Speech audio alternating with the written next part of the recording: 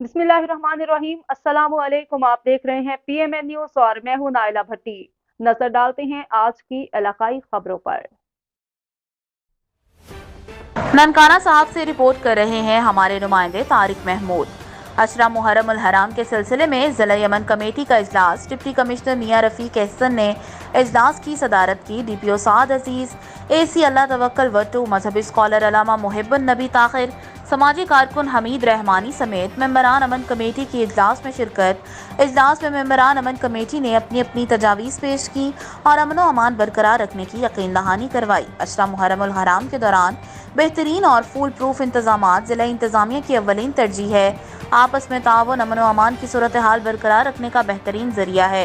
अशरा मुहर्रम उल हराम के दौरान मुतालिका महकमा जात हालिया मानसून के पेश नज़र नकासी आब के लिए खसूसी इकदाम करें। ज़िलाई और तहसील की सतह पर कंट्रोल रूम कायम कर दिए गए हैं। मियां रफ़ीक एहसन, मुहर्रम उल हराम के दौरान मजालिस और जुलूसों की सिक्योरिटी के लिए जामे प्लान के तहत फुल प्रूफ इंतजाम किए गए हैं। ज़िला भर में सर्कल लेवल पर अमन कॉन्फ्रेंस का अहतमाम किया जा रहा है।